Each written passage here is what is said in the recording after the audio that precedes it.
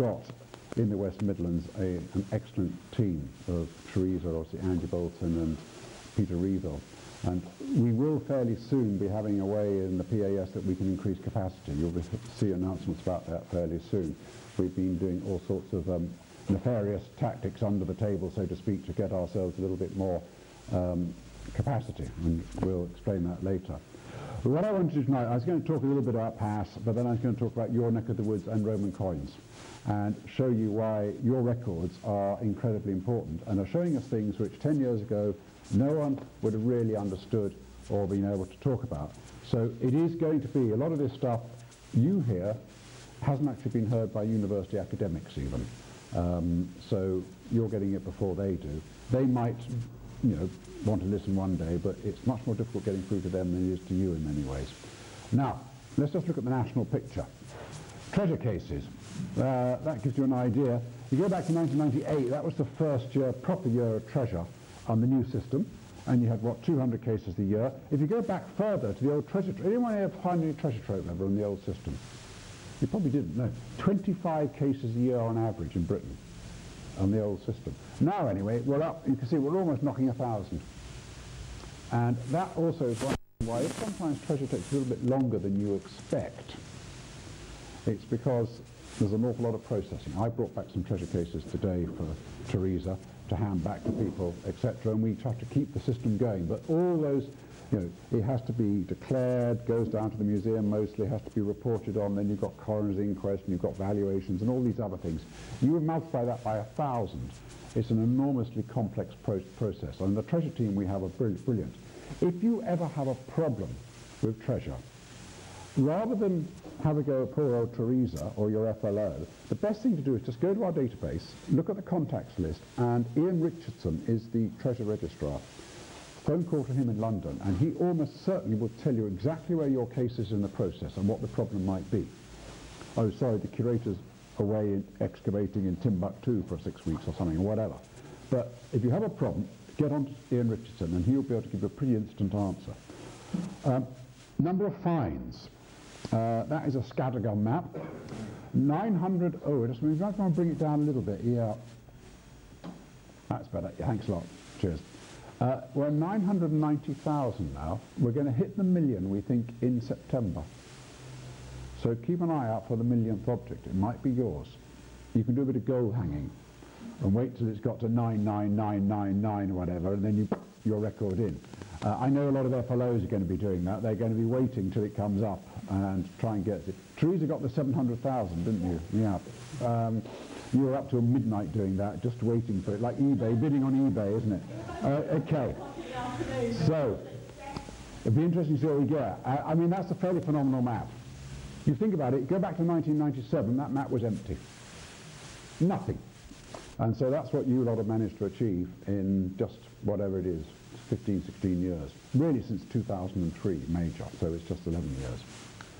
And this is number of fines. We get blips every so often, we get bigger ones certain years.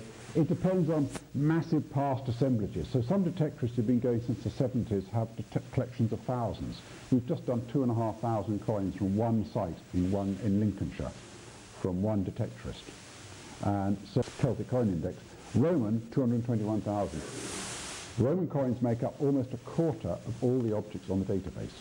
I've always called it the Roman recording scheme, and anything else is a bonus. So Roman coins are big. The largest data set in the world of its type. There's nothing else gets near it. And we do have some very nice ones. This is one from Nottinghamshire, a gold coin found some years ago now, and it's one of two examples. It's a coin which gets published in catalogues. It's numismatists, the pure numismatists, who are the people who put them in order and whatever. They drool over this. The great thing is, although it was sold, and it's now in a private collection in Italy, I think, although it was sold, we have that record forever after for people to use in academic research. So individual coins that are nice like that, great. However, that is equally important. That is grot. This is the stuff that for years goes into the jam jar, whatever. But this is just as important. This is a group from Wiltshire, and I can identify about 90% of those to the point that I can put them into a Roman period. All the orange ones you can see are House of Valentinian 364 to 378 from the Mint of Arles, for example, because they had a certain recipe for their alloy, and so they can come out immediately. And these ones enable us to put them into these periods, and then you can construct a graph. So if you look at this, the red is a scholar called Richard Rees, who in fact was my tutor at university, and he came up with a system of 21 periods, and those are the averages of all the coins which were basically from excavations. And so it shows you that Roman Republican is 1, right at the end is 21, and that is an average of all the coins by period in Roman Britain. The PAS, your data, is blue, and you'll see that we have fewer coins in the early period and more in the late generally, and that's because in the PAS you're tending to find more coins in rural areas, and in rural sites like villas you tend to get more later coins than earlier ones, whereas on towns and forts you tend to get earlier ones. Having said that, as I say, you're very odd in this part of the world. You don't quite conform to the rules, and I'll explain that later. But it shows us two things. It shows us, one, we've got a vast data set to add to his, but also it shows us that our data set is valid. There were people saying that the data you produced was not going to be useful for anything. It is valid. It's perfectly good. It has the same pattern. That shows you all the Roman coin finds. And what's interesting here is that in the outlying areas, one dot in certain cases is one coin. But if you get into the thick of it, some of those dots represent 1,000 coins. And it gives you an idea of the spread. And what is interesting is that over 900 parishes in Britain, probably close to 1,000 now, I've got to recalibrate it, have more than 20 coins. And I reckon that we're talking about over 500 sites at least, Roman sites, are being identified by these coins, which you never knew in the first place. So we're adding an enormous number of new Roman sites to the list, which we never knew. And that gives you an idea of the large assemblages. The yellow is the existing data. And you can see in the north, it's all the Roman forts in the north, those yellow forts. And you're talking about Peak District, you've got your Roman forts there in North Midlands as well. And it's the West Country, that big blotch around Gloucestershire, Wiltshire, that's all my research in the 1990s. So if I hadn't done that research, that wouldn't be there. But you can see how the PAS data for the biggest assemblages, look at East Anglia. Richard Rees used to say there wasn't much coin use in East Anglia because there wasn't much excavation, so there weren't any coins being found. But look at it now, and you can see in Lincolnshire and East Yorkshire there's a lot there too. So it's changing the picture. But this map is on data from 2008, when my previous deputy, Philippa Walton, did her thesis. And it's the sort of map being used by Tom Brindle, who's just written this book, which is talking about new sites found by the PAS, and coins make up the single most important object for doing that.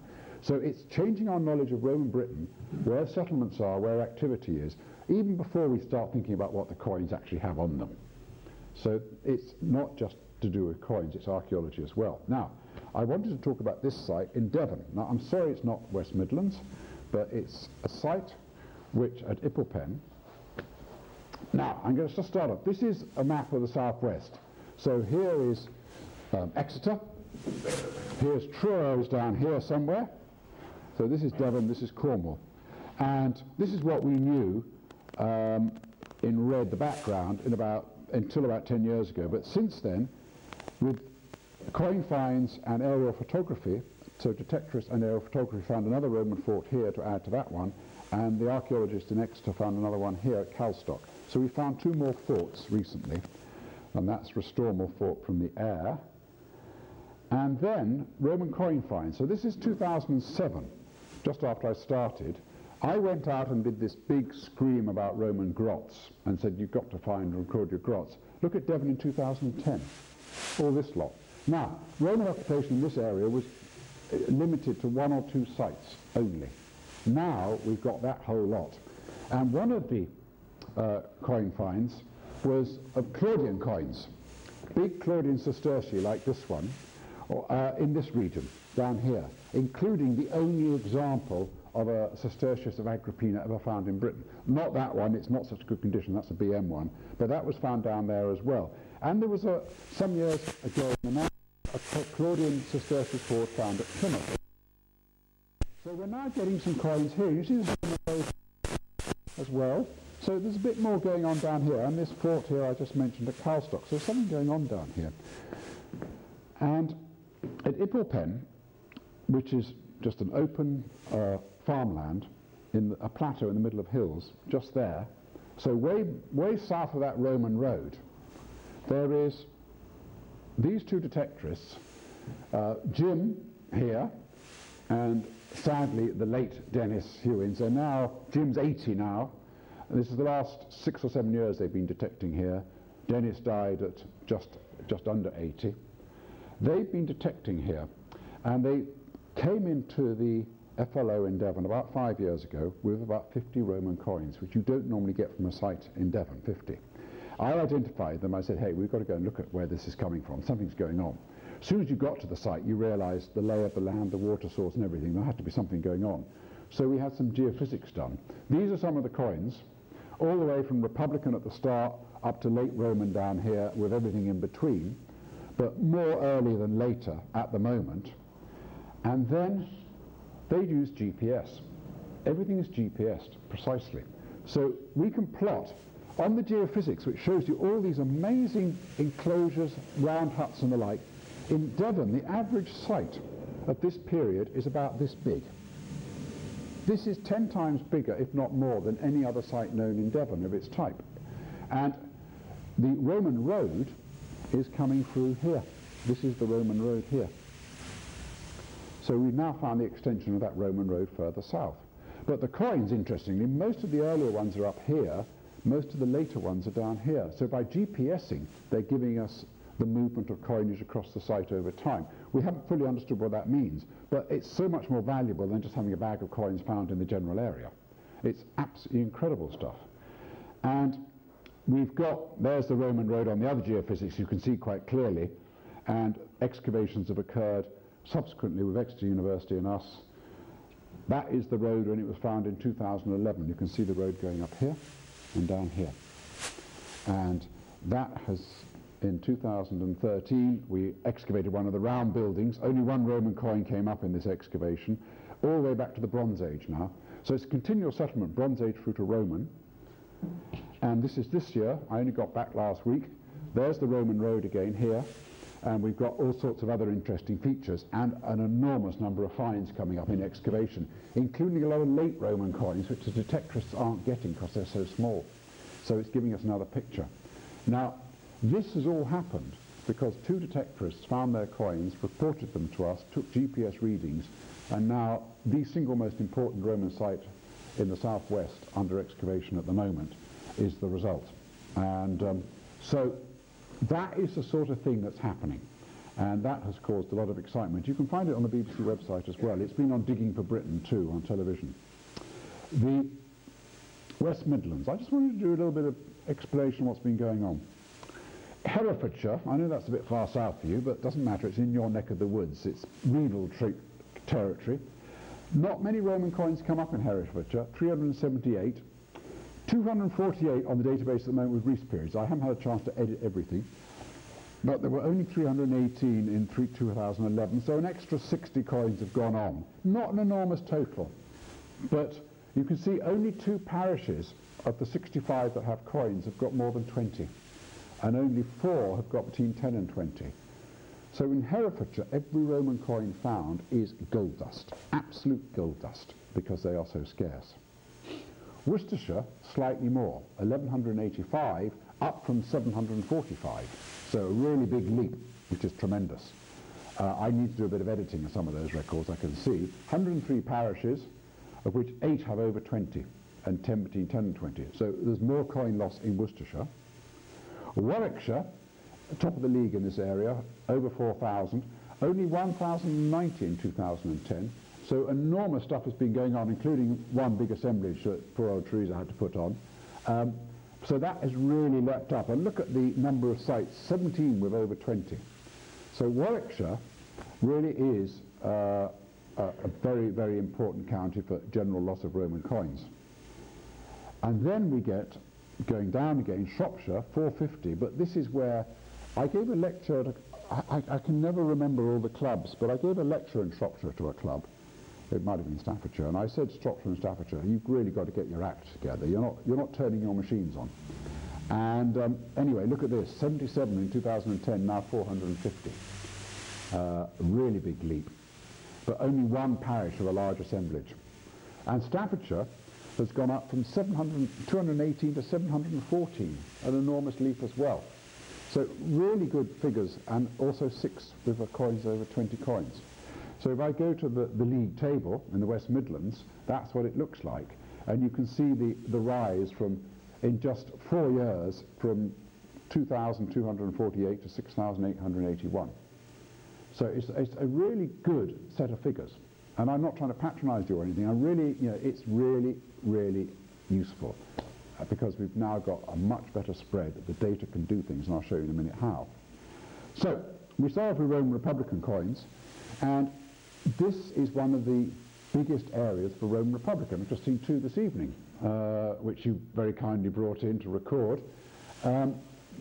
This is typical of the types. It's the Herefordshire one, 105 BC, very worn, came over almost certainly with Claudius's legions or sometime afterwards in the pay chests. One here from Shropshire, also pretty beaten up. This one's 83 BC. So these are early coins coming over with the Roman army and being lost in this region because you were this was the area where the Roman army was camped out for about 20 years dealing with the Welsh. So in and out of Wales, dealing with the problems in the marches, etc. All the forts around here, you've got Wall, you've got Clara, you've got Kinvaston, you've got all the big forts down here where the Roman army was being billeted while they were dealing with Wales. And this is the money they were using for pay. And that's why it comes into this area in such quantity. Another nice one from Staffordshire. Staffordshire is very interesting. I'll come to in a minute. Only 2 have been found in Britain in an Iron Age context, and one pierced one in a burial, of an Iron Age burial. So, but we do know that these silver, has anyone got a silver Iron Age coin ever? No one here, you found gold ones, some of you have, but not silver. Silver Iron Age coins are nearly all made from Roman silver, because we weren't producing silver in Britain before the Roman conquest. So the silver coins, the Republican coins, were coming in before, but being melted down almost certainly to make coins. But in the PAS data, I'll come to in a minute, we have, if those ones are early, these are another problem, the Mark Antony's, because a lot of people find them and they say, oh, we got coins 32 BC, Romans were here. But you have a Mark Antony, we've just taken in. These coins were made of debased silver. We're told in the ancient sources, Pliny tells us that Mark Antony's coinage, they put iron in it so as to debase it. Now, if I, sir, give you a £5 note in your change which is dodgy, what do you do with it? You try and move it on as fast as possible. You don't put it under your bed to save. And this exactly is what happened with these coins. You don't save them in your hoards for your pension pot, you try and spend them. So these coins stay in circulation, some of them up to 250 years. So it'd be like us today using George II halfpennies. It's that bizarre. But if you look at the general graph, PAS against hoards buried after the Claudian conquest with Republican coins, all the coins by 10-year periods, almost identical spread, again showing that your data is perfectly valid. But there's one blip here. End of the 2nd century, PAS has a lot more coins. And I showed this in a lecture in Glasgow to a big bunch of coin people, and a Frenchman and a German started jumping up and down in the audience when they saw this. And they said, oh, we know the answer to this, we know what this is. In the late 2nd century, the Roman army got defeated several times on the continent by the German and the Gauls. And their pay chests probably got stolen in the process. And all the fresh money in those pay chests got into circulation in Gaul and Germany, and a bit of it came to Britain. And of course, the PAS, because it's single losses, will pick it up. But you won't pick it up in hoards which were buried after Claudius's reign over 150 years later.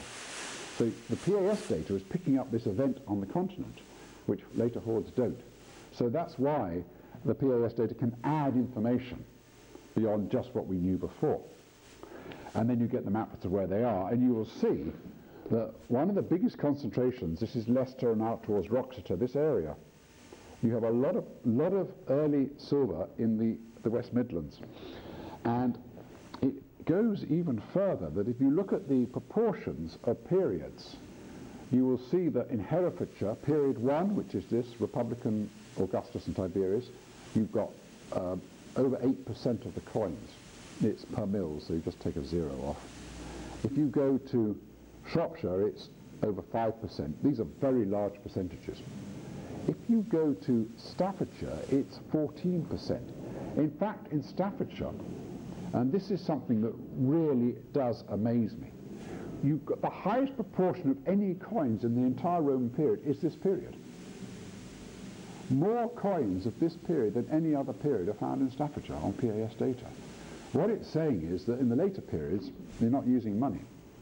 It's all in the early period of military activity, and then after that, oh well, not much being used at all, except in that part of the world, Roxeter and Wall or whatever. And then down in Warwickshire, which is behaving like most of the counties in the southeast of Britain, you can see a very tiny proportions in the early period and then loads in the later. So can you see how the differences is? And this is your data, how it shows, you know, Warwickshire and Shropshire are foreign countries as far as this goes.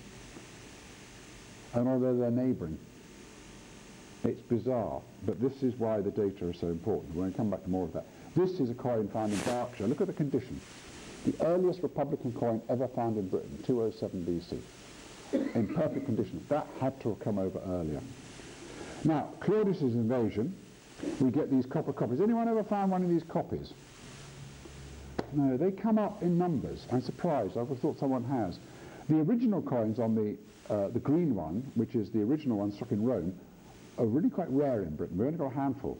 The copies struck in Gaul, in France and in Britain, probably by the army to make up for a small change, are incredibly common, and we get a lot of them. And this is one from Shropshire. You can see there, it looks pretty good, but it's not right. And then you get a few denarii of Claudius. They're very rare because they were good quality silver, and when Nero in 64 debased the silver, they all got taken out of circulation rapidly. And so you get one like this, which I haven't handled. It might be a plated copy. It looks a bit dodgy to me. If it's a plated copy, it's even better. It means someone's forging. But again, it's Shropshire. I'd expect to find this in Shropshire. It's the sort of thing I expect to find. Early silver coins. This is the Roman army here. And then you get this one. Did anyone here get this one? No. The gold aureus from Warwickshire. It's been around for a while. Nero gold coins are proportionally more common than most, but still it's a stunning coin. And again, it's almost certainly initially to do with the army. This is military pay. And then you get the odd rare one. Like this is a Vitellius. He only ruled for a few months from West Midlands, and it's a very rare coin indeed. So you get the nice ones like that too. So the early coins, you're getting some of the best examples of all in the West Midlands. When you get to the Flavian period, AD 69-96, you'll see that in Britain there's a bit of a peak in general. This is Vespasian and his sons Domitian and Titus. And in Herefordshire we get a big peak in 4, the one between 3 and 5 going up, and in likewise in Staffordshire you get a big peak. Although Herefordshire had this massive peak in 5, which I can't explain. But this is when coin loss tends to take off. And this is the nice denarius of Vespasian, again for the West Midlands. And, oops, go down. And that's the nice one of Domitian from Shropshire. And these, again, quite common in this part of the world. Why did we get this rise? Well, the Emperor Vespasian was to have a two-pronged policy with Britain. The first half, if I look at the bottom one, is to build towns in the south. So Verulamium, Colchester, they were expanded. They were already there, but they were expanded. So massive expansion required money. And the other is military expansion again after the Boudiccan revolt up north. And so they start going into Wales again, into Yorkshire, up into Scotland. And that requires money as well. We reckon that the average amount of money needed for the Roman army at this time is 15 million denarii a year.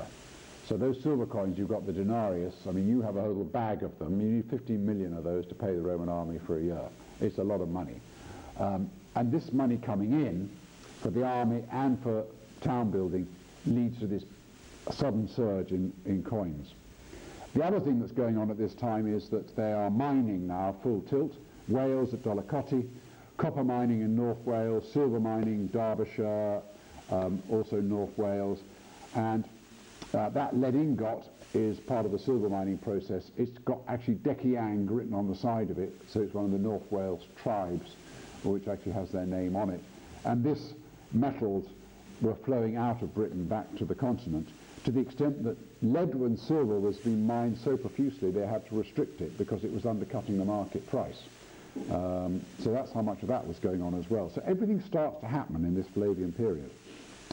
But if that peak in period 4 is very typical of what Richard Rees found, for PAS the peak is bigger in period 7.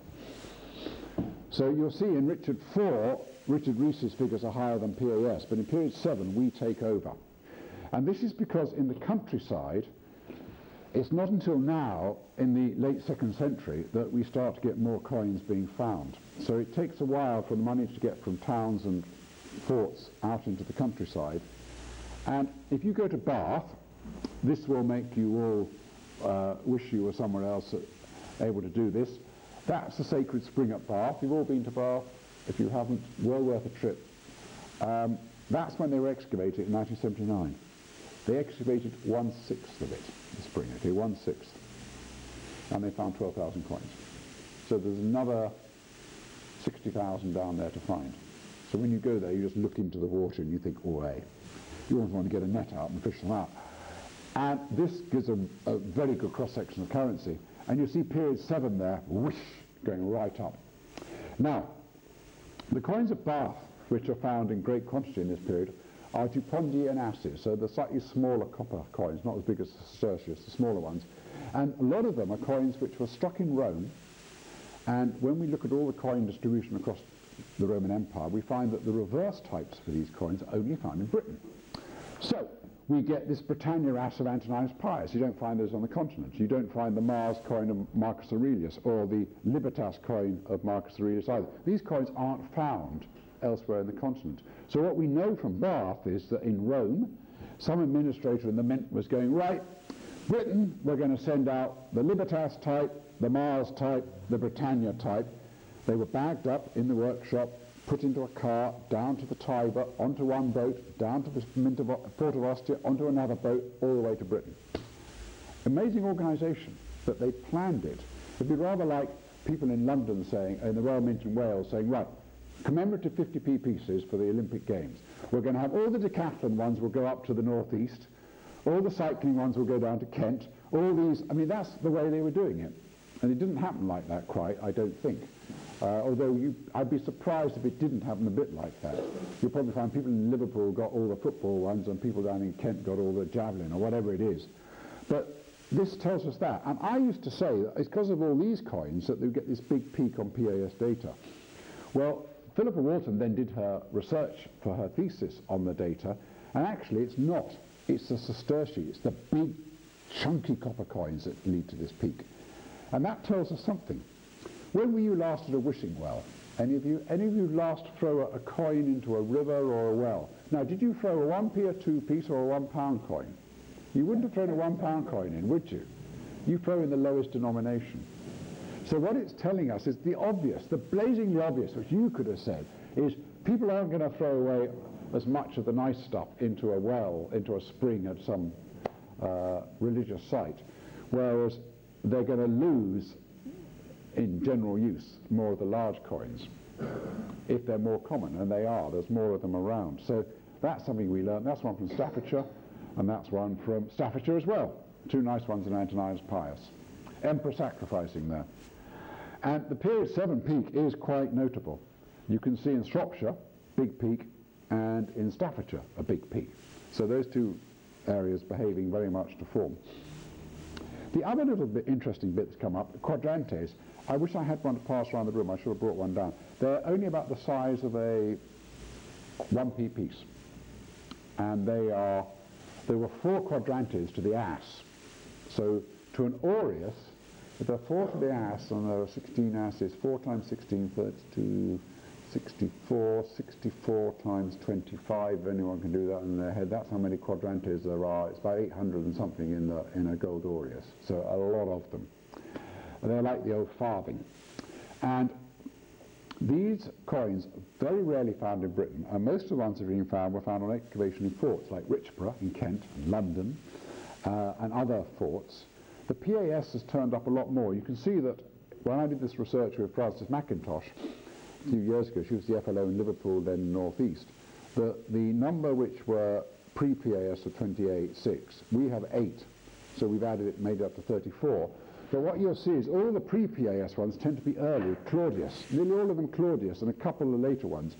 PAS is turning up lots of the very latest ones, like these two here, Trajan and this anonymous one. And we're also showing where they're found. And the earlier finds tended to be around here, whereas the later finds were getting them elsewhere in the country. The PAS are spread around the country more. And that is suggesting to us that these ones the PAS are getting are ones which are reflecting troop movement into Britain at later periods, because this money is almost certainly coming in purses of soldiers from the Rhineland or further afield, where it's actually used more commonly. And they're bringing it over and losing the odd coin here. There's more work to do on it, and of course once I start publishing this and putting it out, then I get archaeologists and other people saying, oh, we've got one from our site, so I've got another 20 or so to put onto the data. But again, it's because of PAS that we were able to start this piece of research, and it's showing a different balance to the number of coins coming in by period. Copies is something else that PAS is very good on. We've had this discussion already about what you do with copies. You don't tend to hoard them. And with copper coins, they weren't hoarding many anyway at this time. And there's a distinctive number of these copies of Dupondi of Antoninus Pius. There seems to be a little workshop in Britain somewhere where someone's in their back garden knocking them out. And we're getting more and more of them. And I'm really looking forward to, a few years down the road doing a little study of these. And you can tell that those two coins have been made by the same person. Can you see the nature of the portraits? They look very similar. So this is someone in the back garden knocking out these things, or it might be someone in a military workshop. I think military workshops actually are probably as guilty as anyone else. And in the Severn period, you get lots of denarius forgeries. Now, this is the Shapwick hoard found in about 15 years ago, 9,000 silver denarii in Somerset. And just to reiterate my point, there are 2 Mark Antony denarii down there. This was 234 AD, so 31, it's 265 years later. The coins are still in circulation. Okay, that's the first thing. But only 25 of these coins, 0.1%, were copies. You don't hoard rubbish. But in the PAS, we've got something like 10%. Now this is 10 to 15% of copies. This is a perfectly okay coin from Staffordshire of Septimius Severus. That is a very rare sestertius. Sestertii of Septimius Severus, there are only about 30 or so on the database. Suddenly, in this period, they stopped bringing in sestertii, Dupondi and asses in any quantity. Silver coins are the only ones that really come in, and they debase the silver coins so as to pay the army their pay rise. So they give them more coins, but they don't have much silver in. But, as I say, we have 11% or more of copies, and we get lots of these. Now this coin on the face of it looks absolutely fine.